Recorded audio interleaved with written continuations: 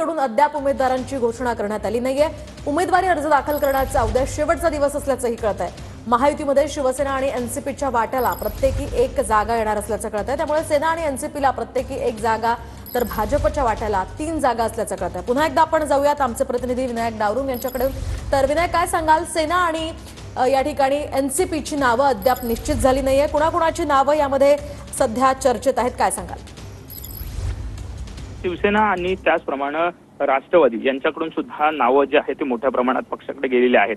यामध्ये शिवसेनेकडून आपण जर पाहिलं तर रघुवंशी चंद्रकांत रघुवंशी नंदुरबारचे आहेत। त्याचप्रमाणे शीतल म्हात्रे, राहुल शेवाळे अशी नावं जी आहेत ती चर्चेत आहेत। राष्ट्रवादीकडून सुद्धा जवळजवळ 70-75 नावं जी आहेत ती गेलेली आहेत। त्यामध्ये एकाला संधी जी आहे ती दिली जाणार आहे। त्यामुळे त्या ठिकाणी सुद्धा चुरस जी आहे त्या दोन्ही पक्षामध्ये पाहायला मिळते, कारण त्या ठिकाणी एक जागा जी आहे ती त्या दोन पक्षाला आहे आणि भाजपच्या वाट्याला 3 जागा आलेल्या आहेत। त्यामुळे साहजिकच या दोन्ही पक्षांचे नावं सुद्धा संध्याकाळपर्यंत जाहीर होतील, कारण उद्या शेवटचा दिवस जो आहे तो अर्ज भरण्याचा आहे। अगदी नक्कीच विनायक, या संदर्भातल्या अपडेट्स घेत राहणार आहोत। तुर्तास धन्यवाद दिलेल्या या सविस्तर माहितीसाठी।